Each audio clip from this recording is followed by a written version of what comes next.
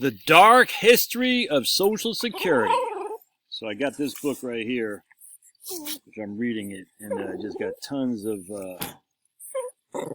notes or highlights and whatnot. The History of Retirement. No, stop. Right now. Stop. The Meaning and Function of an American Institution, 1885 to 1978. And we're going to talk about Social Security here. Check this out first, though. Unemployment. We had 25% unemployment at the end of 1933. 1934, 21%. 1935, 20% unemployment. When was Social Security passed? 1935. When we had over almost a quarter of the workforce who couldn't find work. Interesting. This is from page 193. The enormous productive power of mechanized industry had wrought major and essentially permanent changes in the modern economy. By making possible the production of more goods with fewer workers, mechanization had, on the one hand, created an economy of abundance, and on the other hand, made obsolete a large group of the least efficient workers, the oldest, and deprived that group of much of its purchasing power. And there was a pamphlet in the old days, Youth for Work, Age for Leisure, because the old people were basically being wanted to be replaced. They didn't want to, but they were being replaced by the younger worker. And this book talks a lot about the discriminatory nature against the older worker, who were less efficient, less willing. They were less able to do the job because they were older, essentially. You know what I'm saying? Less willing to learn the technology. Where have we heard this before? Check this out. The older workers were being displaced by younger workers in blatant discriminatory practices. We had a civil service. You couldn't take the civil service test unless you're under the age of 40. Massachusetts, New York had all kinds of laws on the books that says you couldn't hire somebody over 55. I mean, there's more to this, but along those lines, it's crazy. Crazy. And as such, if you're a 55-year-old worker, you're like, they essentially your business wants you out. Check this out. Older workers were asked to surrender in terms of creating Social Security. Older workers were asked to surrender job rights in return for financial security. This idea predates 1935, but Social Security meant a significant extension of it. Older workers were encouraged to surrender job rights to younger workers who presumably had higher social claims to work. That may have been socially beneficial. It may, for example, have helped to prevent various forms of disorder, including strikes and crime. Finally, what they received, the older workers, in return for not simply security, but a new form of security. Old people now depended on a monthly check rather than an employment. All right? Social Security should be recognized as a system for all of its benefits that perpetuates an inherent injustice of retirement. So let's talk about Social Security, what it was back then, too. Check this out. Social Security Act was a piece of retirement legislation which promised to accomplish what other retirement legislation had accomplished, the removal of the old people from the workforce. However, many of those over 65 found that Social Security is insufficient and that at some point even Eleanor Roosevelt has ceased to respond to their needs. So basically they were saying, you want me out of the workforce, get me some money to do this. There's nothing for me to do. I don't have any money saved. How am I going to earn money? Think about this transition. Massive unemployment.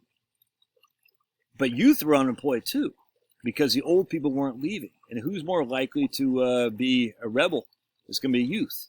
You look at France, you look at just rebels all throughout history. Lenin, young folks. Old folks aren't rebelling. In fact, we got evidence in here that some of the businesses like the older folks to begin with because they could make them, they're a lot more cautious and conservative than the younger rabble-rousers. But the older folks could not work as efficiently as the young guys because these are mostly, labor-intensive jobs. So we have a huge dichotomy here saying, We only have so many jobs that can go around. The businesses want to be done the most efficiently and profitable. They want the younger people, but they also worried about the younger people being rabble rousers and whatnot. And at the end of the day, the older people are like, what am I supposed to do? I don't have a pension. There's no retirement legislation. There's no Social Security. Hey, check this out. Remember, the businesses were trying to get rid of the older workers mostly, and discriminatory because they felt the older workers were a drain on their profits. And so here's Senator Robert Wagner. The incentive to the retirement of superannuated workers, too old workers. The incentive to the retirement of old workers will improve efficiency standards because old workers are not carrying their weight essentially. Will make new places for the strong and eager, i.e. the young, and will increase the productivity of the young by removing from their shoulders the uneven burden of having to care for the old. In his public address, the senator made clear his belief that even in normal times, technology would create a group of 4 to 6 million able-bodied unemployed. Retirement compensation could be used to secure the withdrawal of those who are older and less efficient and who deserve a few years of rest. The old age insurance portions of the Social Security Act were created and drafted by the Committee on Economic Security, appointed by FDR in the mid-1934 to develop programs on old age insecurity and unemployment insurance. Within the CES, 4 persons took more than a cursory interest in the specific provisions. Barbara Armstrong, a law professor at the University of California, was one of them. Her oral history memoir from 1965 is a remarkable document. She leaves no doubt that old age insurance was conceived with retirement in mind. Roosevelt, she argues, had to choose between keeping older workers in jobs and creating opportunities and hope for the youth. And the interest of Mr. Roosevelt was with the youth, was with the younger man. There was a limit of $15 per month on earned income, the maximum one could earn without losing Social Security benefits, and that was an outgrowth of the Depression conditions because they did not want people on Social Security taking jobs from the younger person who FDR was supporting. That's why that little ridiculous amount of $15 was put in, said Armstrong. Let him earn some pin money, but it had to be on retirement, and retirement means that you stopped working for pay. There is never any doubt that these persons had to be retired to receive benefits. He would not get retirement benefits unless he retired. We never called these benefits anything but retirement benefits.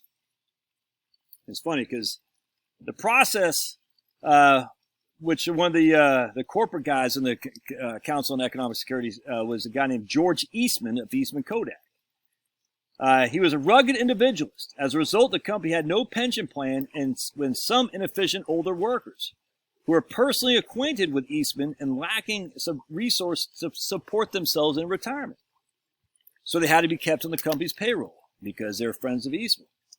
Although Kodak developed a retirement program later in the decade, the experience made George Eastman realize that the state old age insurance can function as a surrogate, providing employees with adequate retirement incomes and thus making separation possible.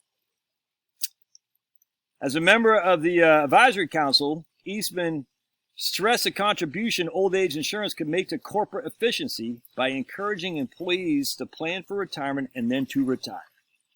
Social Security would increase efficiency. How would it increase efficiency? Because you're getting old, dead weight off the books. Murray Latimer, who was one of the few persons with historical perspective to appear before Congress as a member of the Railroad Retirement Board. He says, the purpose for which the system is supposed to accomplish is the protection of the aged group, their removal from employment, and the quick supplanting of what we think is a system which would be unsatisfactory in the long run. They want these guys out of work. Crazy. I mean, the act also operated to discourage those over 65 from employment by subjecting earnings for such workers to taxation for Social Security benefits. So you're going to subject the workers, if you're working over the age of 65, and again, you had to be 65 to get Social Security, you're going to subject the workers to taxation on those benefits, but you're not going to count those earnings in determining the benefits. I tell you, man, it's crazy. Right here. From the perspective of the National Association of Manufacturers, this is in 1954. The original legislation of Social Security was the point, and they were in a mature economy for which the withdrawal of the aged from the labor market was envisioned as a permanent, if partial, solution. This was a cost reduction, was the purpose of the retirement test. They wanted the older people gone. But there's something else they wanted. Because the Social Security Act called for state aid to old people, and because it had functioned to provide such aid, those behind the legislation, from Franklin Roosevelt to Francis Perkins and Robert Wagner, have generally been described as humanitarians, seeking to bring security to a group that lacked it. This is so completely assumed, such an article of faith, that the question of motivation is seldom addressed and evidence hardly systematically presented. So check this out. The New Dealer shied away from being thought of as sentimental. Instead of justifying relief as a humanitarian measure, the New Dealers often insisted that it was necessary to stimulate the purchasing power or to stabilize the economy or to conserve manpower. The justification for better distribution of income was neither social justice nor a healthier national life. It remained for the hard-boiled, this is a guy named Adolf Berle. It remained for the hard-boiled student to work out the simple equation that unless the national income was pretty widely diffused, there were not enough customers to keep the plants going. Yeah, isn't that crazy? Well, hardly unaffected by the human realities of old age and the Great Depression, a person who operated within the framework of ideas about the economy and the role of consumption, technology, leisure, and employment would know that Social Security wasn't just providing simple, it was the provide for the old age security of old people wasn't the issue. They wanted to keep the money flowing in order to keep the plants going. A guy named Michael Tossing claims that the Social Security Act, while designed as an income maintenance program, had the unintended effect of influencing older workers with weak desires to continue unattractive work to retire from the labor market. Although Tossing is unaware of the extent for which the retirement was intended by the authors of the legislation, his reasoning explains why older workers might have retired in response to what appeared to be minimal incentives. He persuasively characterizes the legislation as a mechanism for financing the growing separation of the aged from the larger societies. Keep going. Crazy. 1932. Quote, the American market faces middle age. What is it going to mean to American business when its market, this is from the Advertising and Selling magazine. What's it going to be to American business when its market stops growing? When sales quotas strike the reality of there being no more people this year than there were last? When there is constantly increasing proportion of old people to children? In the following year, University of Geneva professor L. Hirsch argued in an International Labor Review that a fall in the birth rate and consequent relative growth in proportion of old people was restricting consumption and contributing to an ongoing imbalance between consumption and production. All right, so what's happening here? It's pretty obvious. Populations get older. They weren't consuming as much. They weren't as efficient in the new technology. The major advances as 1920s saw just advances like you wouldn't believe. It's crazy. You know, people talk about the ICE and the internal combustion engine, and they want to compare that to the ICE to the electric vehicles. It's insanely stupid to say that. Insanely stupid to compare horse and buggies to the internal combustion engine, and then to compare the similar vein electric vehicles to the internal combustion engine. It's just stupid. There's no other way around it. The electricity generation, all that stuff that came out of the 1920s, it's insane. Then the Rural Electrification Act and all that stuff. Solar panels and wind will never, just as stupid to compare the two. This insane amount of technological revolution in the 1920s and going into the 1930s. And the old people grew up from the old days were basically the old patriarchal farming societies, essentially, where older people were respected for their value. And then all of a sudden, out of nowhere, they were carrying their waters, what the business people thought. They thought young people were more sprout, more agile, more gumption. They had more grit. And so they wanted these old people off the books. But if they just fired them en masse, there's going to be a massive dislocation. Because who's going to buy the products, man? Who's going to buy the products? The old people are the ones making the money. The young people have no jobs, but we want the young people to work because they're more efficient, but we just can't have the old people going out and bankrupt. There has to be something. So Social Security was the answer to get the old people to retire and give them enough money to live on so they can still consume and get the young people away from the rebellious nature to take over the jobs.